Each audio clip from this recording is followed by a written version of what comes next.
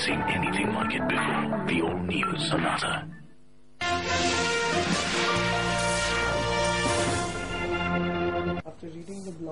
This, of course, is a debate that has been going on for a very long time. Perhaps today we are remembering because another young life has been lost.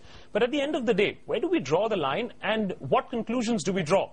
Should we believe that at the end of the day, India is incapable of protecting the girl child? Is there a virtual war on the girl child because nobody, it seems, is willing to care and protect for the female child?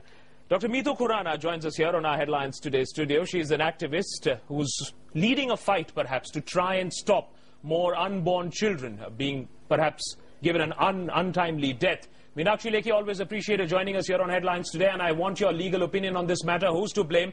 Is the law perhaps too soft, or it's the implementation? That is, of course, the question that we need to answer. And also joining us from Mumbai is Shaina NC from the BJP. My first question to you, Meetu, is very simple. What has your experience been? And I want our viewers to know a little bit of your background. You've actually had to fight to keep your daughters alive. And we are not talking about a village here. We are talking about an urban center. We are talking about Delhi. We're talking about a metropolis where a mother has to fight to keep her children alive. You were lucky. Other parents, in the last 2 days, we have reported 2 stories, were not so lucky. So I was very lucky because my parents, when they sensed the danger to me and my unborn daughters, they brought me to their own home. Had they not brought me to their own home, perhaps I would have been a history. What happened to you? Could you just tell us in 2 minutes, what was the reaction of your in-laws when they came to know that you had girl child on the way? Basically, the problem started when they came to know that I'm carrying twins. So immediately they started forcing me for a sex determination test, which I resisted.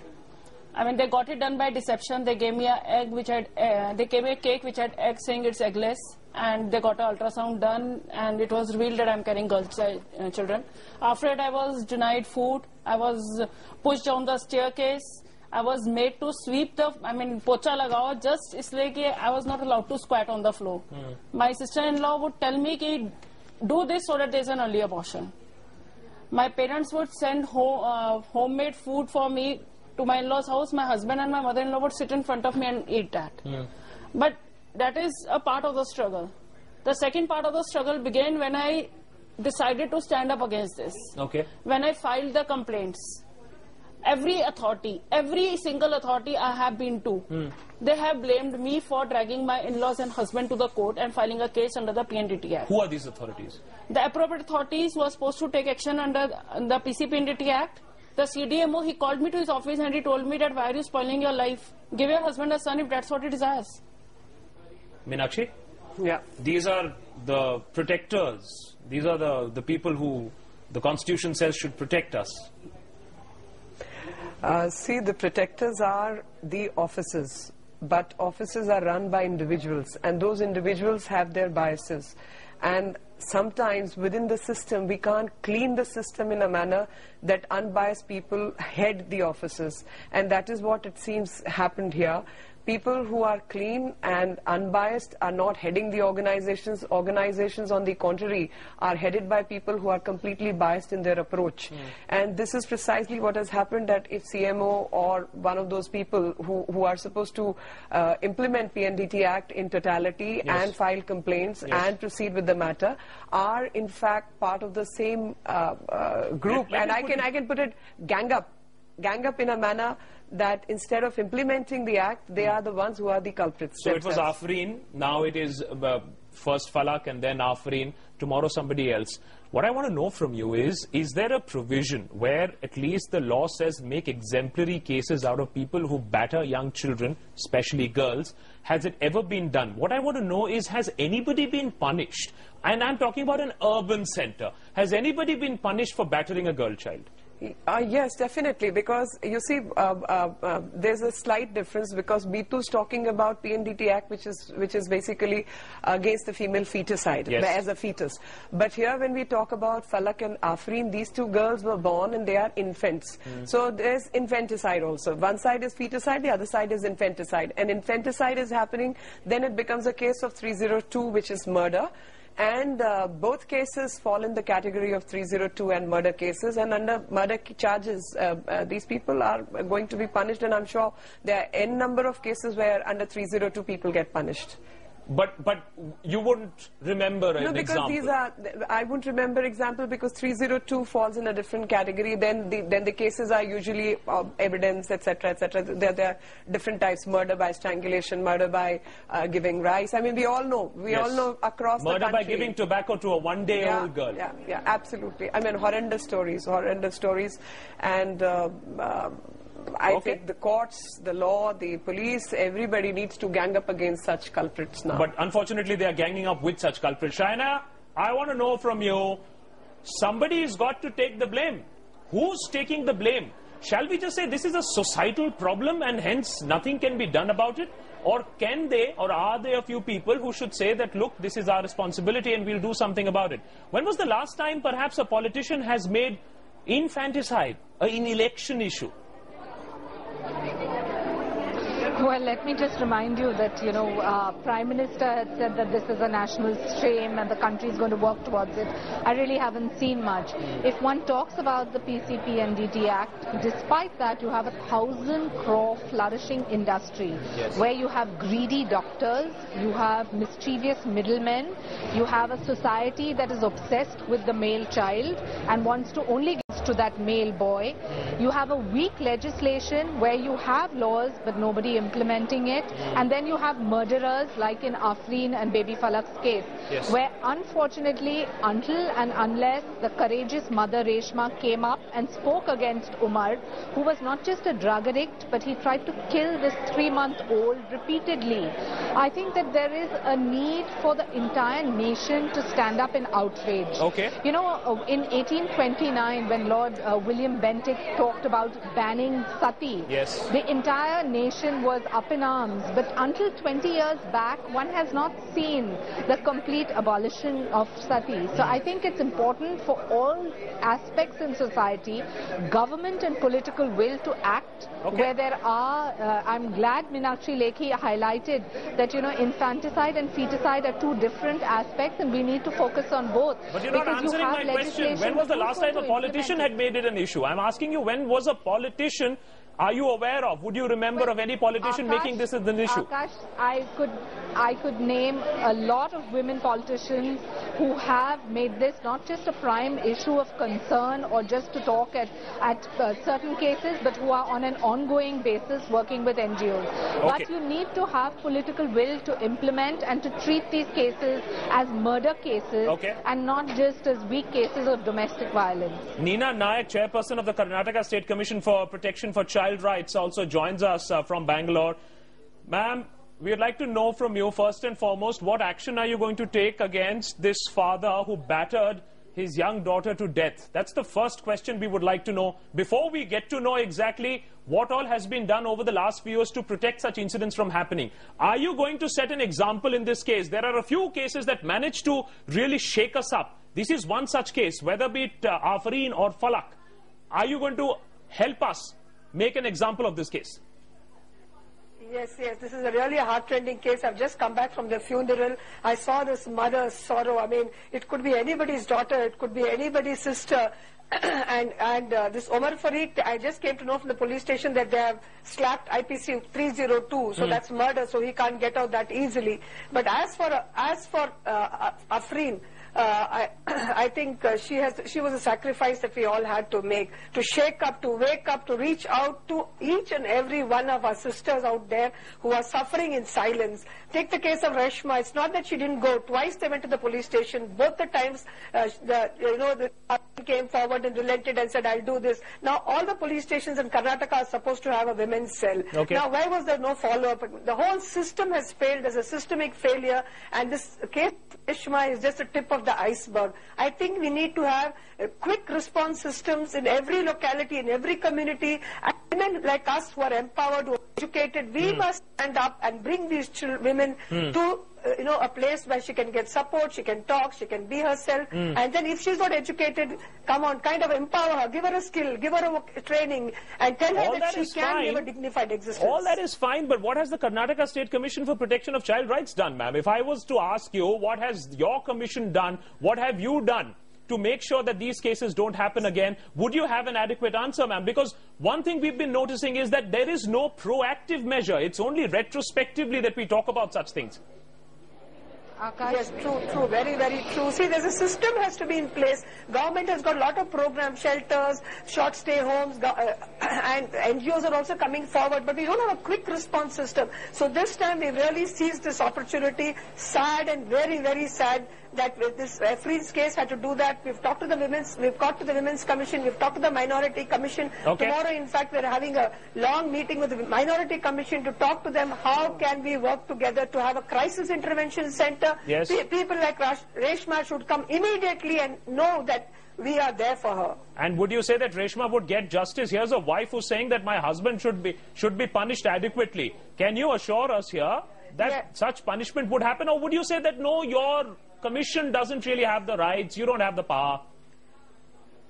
We are only a recommendatory body. You must understand we have a limitation. But we can be proactive. We can put pressure on the state. Now, Karnataka is going to have a children's court very soon. So I hope that this case is one of the first cases that come before the children's court, then, which means it will be fast-tracked. We'll get a good order, and that order should be a deterrent that nothing like this will ever happen. No one dare touch a woman like this, batter her, and not only batter her, give her such heart pain that even batter her own child which she has to lose. Before we go into the specifics, look at Reshma's baby. Before we go into the specifics as to each and every point on how we are willing to kill a girl child before being born, while being born, after she's born, Shaina, you wanted to make a quick point before we go into the basics, the fundamentals of this case. I just want to, you were talking about that is the Women's Commission doing enough. I think the bigger question is society doing enough? Because this male obsession has to end. Yes. Whether it's inheritance, whether it's a limited budget, it's always the male. And eventually the larger question of who helps a woman, it's the woman who has to help herself.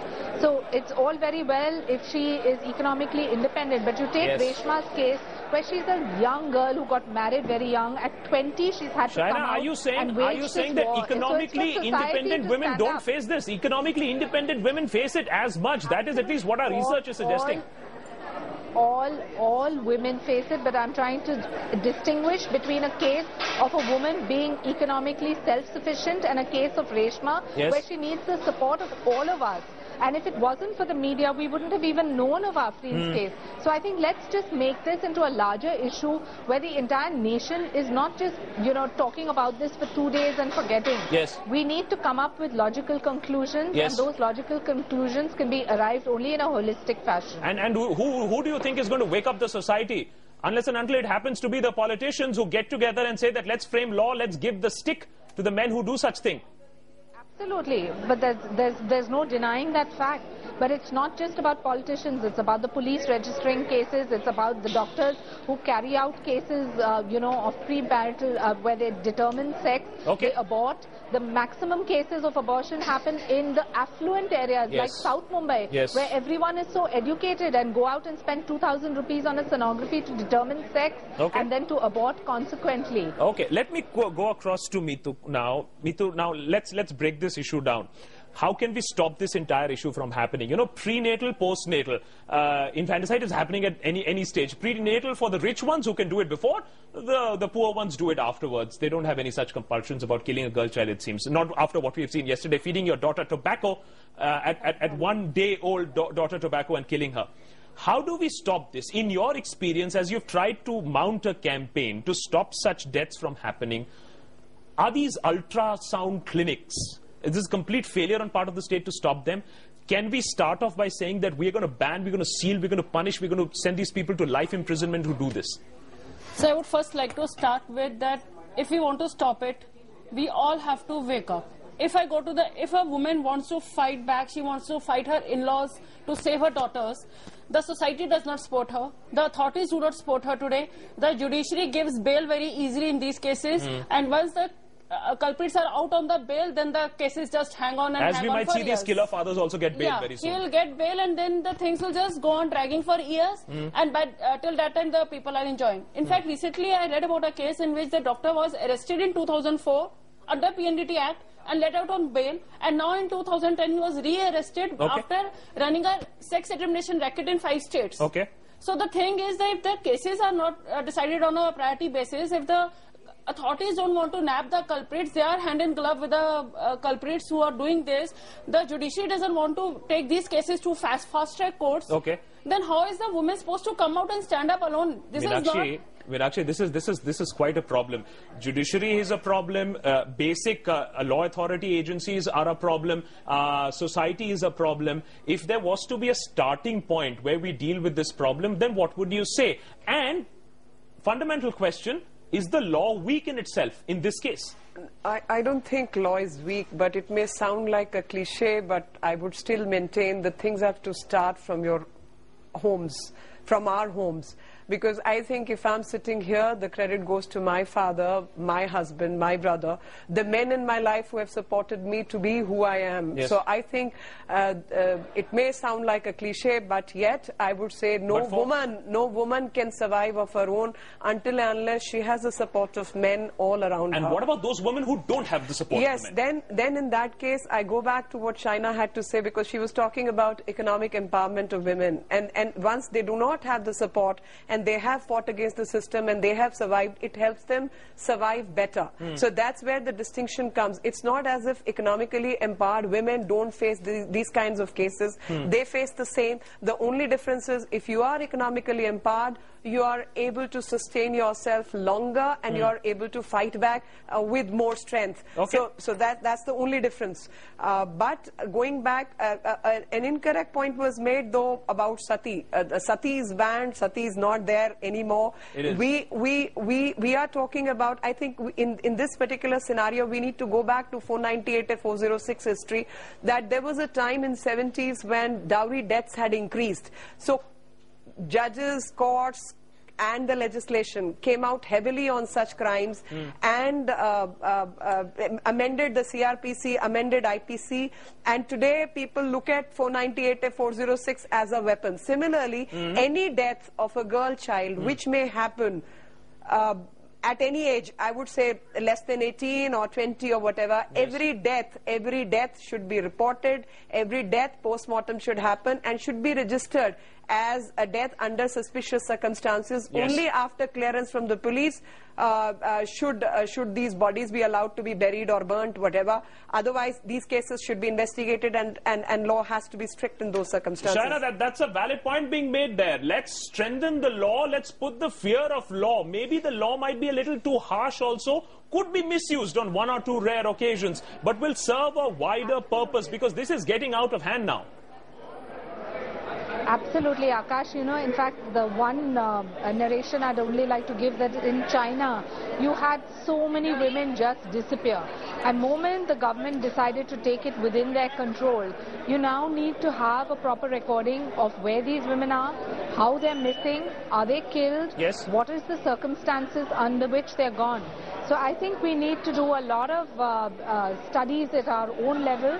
But the only point I want to make in Reshma's case is that Reshma comes from an economically slightly lower section of society. She may not be as empowered as all of us. So let's make this not just a story of baby Afreen or baby Falak, but let's make this a story that the entire nation learns from, to change mindset, to change mentality, and to get out of this phase of saying mujhe pota chahiye. Let's start saying mujhe poti chahiye. Yeah, let's support people who, you know, have the guts to have girl child and to make sure that they do well in every sphere. And I don't think we need to have many such examples, because we've already proven ourselves. Shaina, till the time that we change our mindsets, and it seems that, well, India is having a serious issue changing its mindset, because going even by the affluent people, their whole desire for having a pota and not a poti is still very much there. Education doesn't change it, it seems. Money doesn't change it. It has to be the legal framework and the systems that change it. Given that, would you say that our legal systems are actually working? Our bodies that are already there that are working? What about the protection for child rights, for example? Are these bodies actually working, or should they be answerable every time such incidents actually happen? I don't think you can give an answer this way or that. It's subjective, it's case-wise. I think what they've done in Karnataka is phenomenal, because I've been monitoring this case from day one. The way they got Reshma out, gave her the courage to come out and speak, that also is a part of the process. Okay. So, to sit here on judgment and say this is right or this is wrong is case-driven. But more importantly, if one talks about political will, one has legislation in place. The only appreciation that one would have in terms of the judiciary is if these cases are expedited and they're fast-tracked, and people like Umar are given their sentence at the earliest. Meena, would you admit that committees and commissions like yours generally react to a situation? There is no proactiveness. Why is it that when the media comes out with such a case, then you go ahead, take suo motu cognizance and then act? Could it not be that such commissions could have acted preemptively and perhaps a baby girl wouldn't have lost her life today? True. I totally agree with you, Akash. But trouble is there are systems in place. The systems are not functioning. And commissions like us and child welfare committees of the Juvenile Justice Act, we are reactive bodies. Complaints come to us and we take it up. Now, who is to play the proactive role? It's the state. They need to have systems in place. Our job is to see whether they are working, give recommendations. And in this case, time and again, we have been talking to the state. The commission is very proactively talking to the state for the last 2.5 years that children need protection. You need to have systems in place to receive children, to give a transit kind of a care to them and let them mainstream them. In the case of this young girl, very, very vulnerable young girl, it's not, she studied up to class 7 and she had this protective umbrella of a family, not that her family had abandoned her. She was not empowered enough. So I think each of us, we have to reach out to these children, reach out to these young women and give them the courage, tell them that they can fight it. We saw Reshma here. The Child Welfare Committee has been very active. We have been holding her hand.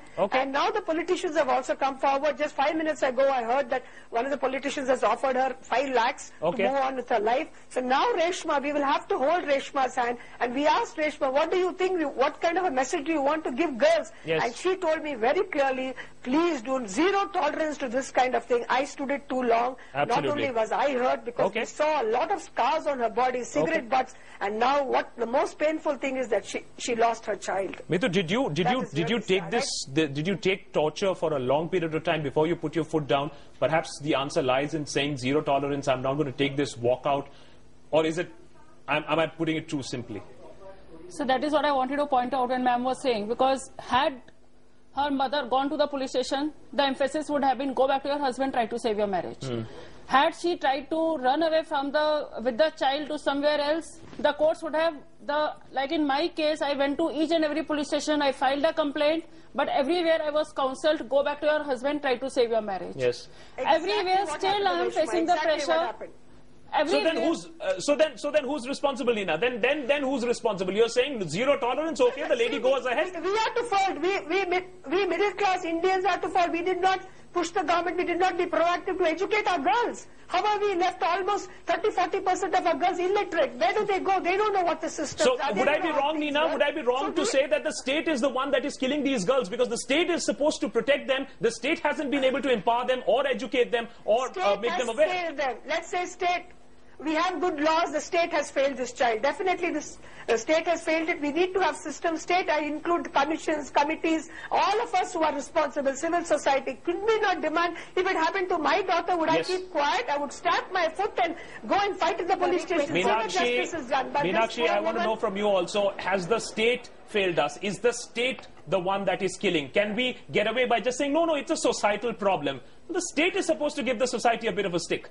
I think we can't really make a distinction between state and the society in these particular cases, for the simple reason state comes into play only when the family breaks down and family fails. So the matter reaches the state once the woman is out of the house onto the street, and at that time the state can intervene.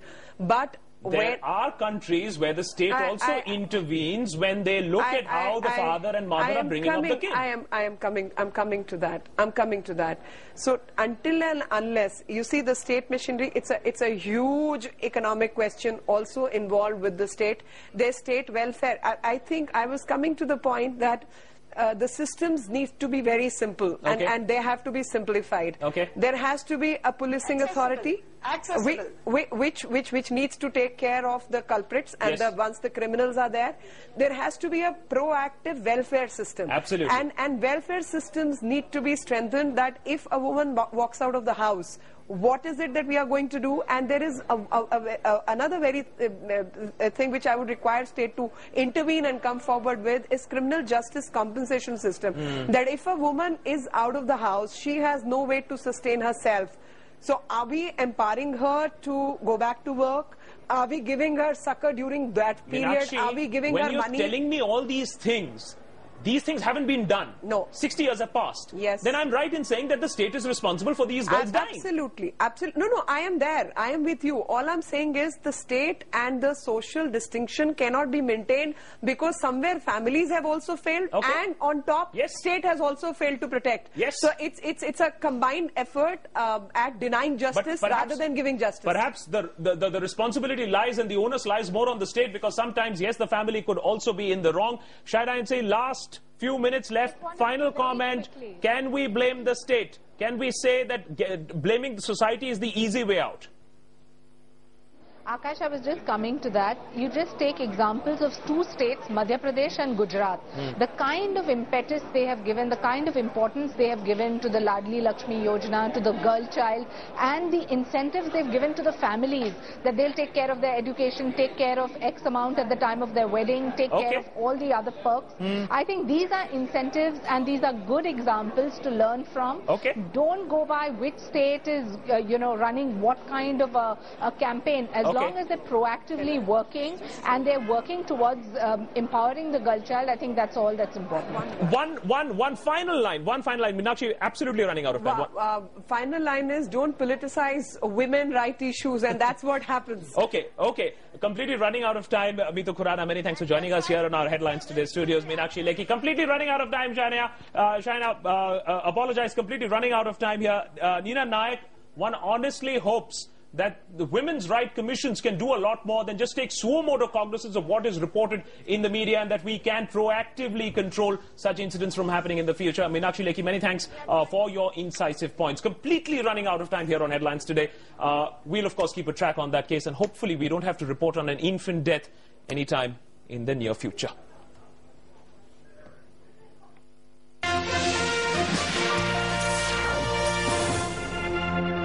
The match is going to begin. अरे game start हो रहा है यार. हाँ game ही start हो रहा है. Alto to से क्या शुरू होता है? Toll plaza. प्लाजा से क्या शुरू होता है? JAP cafe. पे फेम स्पा. और पा से पालम में जाना है क्या अंदर?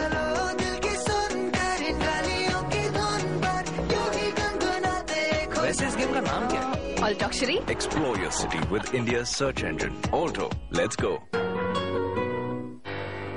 The world has changed. I doubt anything would surprise me. We are hopelessly outgunned. Mr. Stark, Captain, it's time.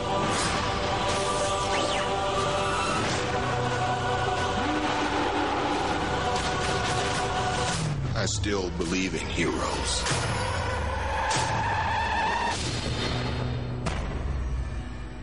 ऐसे दिखाइए बढ़िया सा Westar compressor Japanese cooling coil copper energy rating 5 star maintenance